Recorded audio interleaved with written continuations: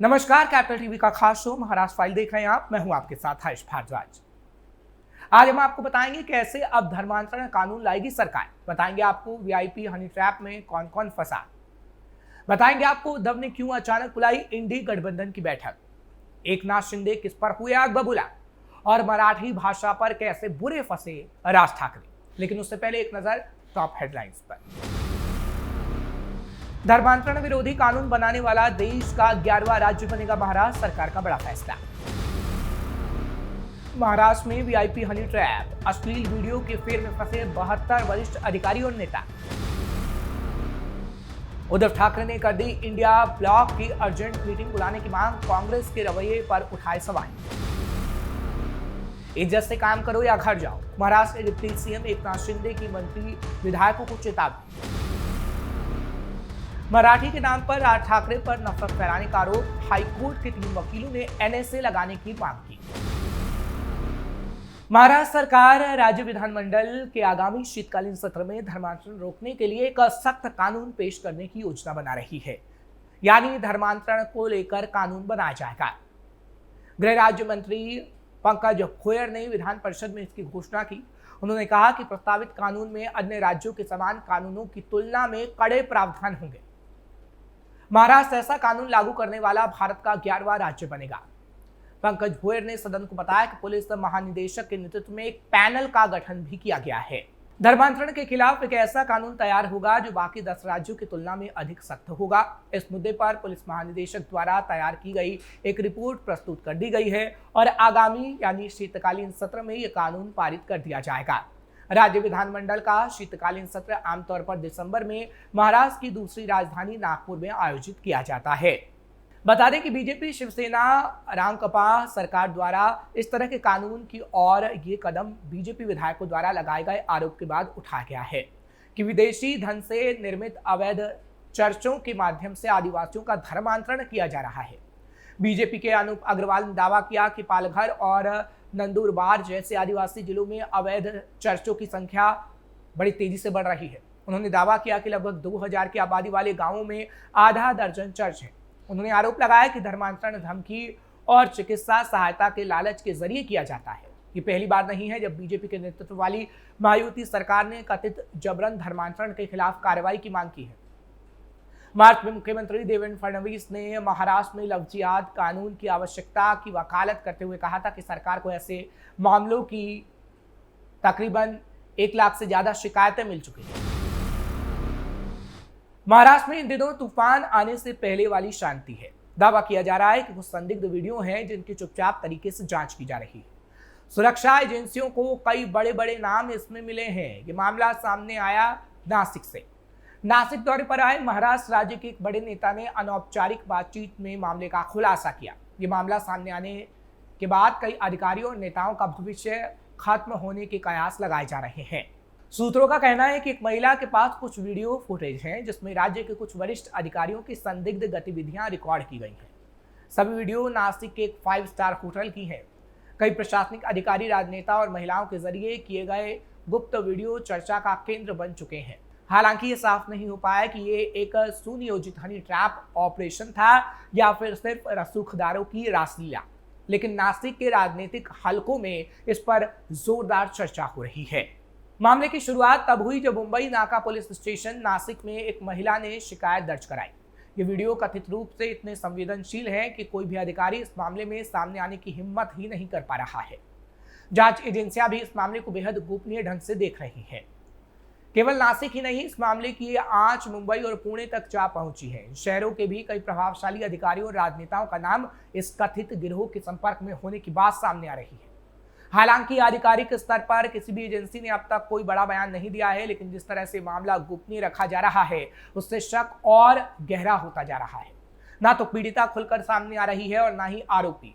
ऐसे में कांड धीरे धीरे एक राजनीतिक विस्फोट की शक्ल ले सकता है। बीएमसी और महाराष्ट्र निकाय चुनाव से पहले उद्धव ठाकरे ने बड़ा दांव खेला है। उन्होंने इंडिया ब्लॉक की मीटिंग नहीं बुलाने के लिए कांग्रेस की आलोचना की है। उन्होंने कहा कि लोकसभा चुनाव के बाद से कांग्रेस ने विपक्षी पार्टियों की मीटिंग नहीं बुलाई है, जबकि बिहार समेत कई राज्यों में चुनाव होने वाले हैं। उन्होंने एक बार फिर ईवीएम का मुद्दा उठाया और सारे चुनाव बैलेट पेपर से कराने की मांग की। शिवसेना यूबीटी सांसद संजय राउत हालांकि पहले ही इस मुद्दे पर बयान दे चुके हैं कि बीएमसी चुनाव में उनकी पार्टी अकेले मैदान में उतरने की तैयारी कर रही है और बैलेट पेपर से ही चुनाव करवाए जाए। अब उद्धव ठाकरे भी ऐसी बात कह रहे हैं। रिपोर्ट के मुताबिक उद्धव ठाकरे ने कहा कि लोकसभा चुनाव के नतीजे आने के बाद से इंडिया ब्लॉक की मीटिंग नहीं हुई। वो चाहते हैं कि ये मीटिंग जल्द से जल्द हो। बिहार में विधानसभा चुनाव होने वाले हैं और दूसरे राज्यों में भी चुनाव होने वाले हैं। महाराष्ट्र में नगर निगम के चुनाव भी होने हैं, इसलिए मीटिंग होनी जरूरी है। माना जा रहा है कि इंडिया ब्लॉक की मीटिंग का मुद्दा उठाकर उद्धव ठाकरे ने गैर कांग्रेसी सहयोगी दलों को गठबंधन के अंदर मजबूत करने का दांव चला है। अगर मीटिंग हुई तो बिहार के सीट बंटवारे में लालू यादव की आरजेडी को फायदा होगा। इसके साथ ही वो खुद भी बीएमसी चुनाव को लेकर अपना पत्ता खोल सकेंगे। अगर उनकी मांग पर कांग्रेस इंडिया गठबंधन की मीटिंग नहीं बुलाती तो शिवसेना यूबीटी महाराष्ट्र निकाय चुनाव में निर्णय लेने के लिए स्वतंत्र होगी। वो राज ठाकरे के साथ मिलकर आसानी से बीएमसी चुनाव में जा सकती है। उद्धव ठाकरे ने इसके साथ ही ईवीएम के बजाय बैलेट पेपर से चुनाव कराने की मांग को दोहराया है। इंडिया गठबंधन लंबे समय से ईवीएम के खिलाफ अभियान चला रहा है। ठाकरे ने यह भी कहा है कि अब सारे चुनाव इलेक्ट्रॉनिक वोटिंग मशीन की जगह पेपर बैलेट से होने चाहिए। उन्होंने सवाल उठाया कि अमेरिका के राष्ट्रपति चुनाव और यूनाइटेड किंगडम के चुनाव भी बैलेट पेपर से होते हैं और हमारे देश में ऐसा क्यों नहीं होता। महाराष्ट्र के मुंबई में शिवसेना यानी शिंदे गुट के कई विधायक और मंत्री पिछले कई दिन से नकारात्मक वजहों से चर्चा में हैं। कभी किसी मंत्री का बेडरूम में नकदी के साथ वीडियो वायरल होता है तो कभी किसी विधायक की मारपीट का क्लिप सोशल मीडिया पर सुर्खियां बटोरता है। इन घटनाओं को गंभीरता से लेते हुए प्रदेश के उप मुख्यमंत्री एकनाथ शिंदे ने मुंबई में अपने गुट के विधायकों और मंत्रियों की बैठक बुलाई। उन्होंने पार्टी के सभी मंत्रियों और विधायकों को सख्त चेतावनी दी है कि इज्जत से काम करो, नहीं तो घर जाओ। उप मुख्यमंत्री एकनाथ शिंदे बैठक में स्पष्ट तौर पर कह रहे हैं कि बदनाम मंत्रियों को घर जाना पड़ेगा। कम समय में अच्छी सफलता मिली है और इसी का नतीजा है कि आज बदनामी का खेल शुरू हो गया है। अगला समय चुनौतीपूर्ण है। मैं खुद को चीफ नहीं, एक कार्यकर्ता मानता हूं और आपसे भी वही अपेक्षा करता हूं। दिमाग में हवा ना आने दे और आम कार्यकर्ता की तरह काम करें। लेकिन अगर हालात मजबूर करेंगे तो वो सख्त कदम उठाने से पीछे भी नहीं हटेंगे। इसलिए आपका आचरण ऐसा हो कि मुझे कार्रवाई करने के लिए मजबूर ना होना पड़े। एकनाथ शिंदे ने कहा कि हाल ही में कई घटनाएं हुई हैं, जैसे मानसून सत्र से ठीक पहले कैबिनेट मंत्री भरत गोगावले का वीडियो वायरल हुआ। सामाजिक न्याय मंत्री संजय सिरसाठ का एक विवादित वीडियो भी सामने आया। विधायक संजय गायकवाड़ का वीडियो वायरल हुआ जिसमें उन्हें कैंटीन कर्मचारी के साथ मारपीट करते हुए देखा गया। इन घटनाओं से काफी निराशा हुई। आपकी गलतियों के लिए उंगली मुझ पर उठती है। लोग मुझ पर सवाल करते हैं कि आपके विधायक क्या कर रहे हैं। आप सब मेरे लिए हैं, आप मेरे ही लोग हैं और आपकी बदनामी मेरी बदनामी है। अगर पार्टी की छवि खराब करने वाले रवैये पर लगाम नहीं लगी तो कार्रवाई तय है।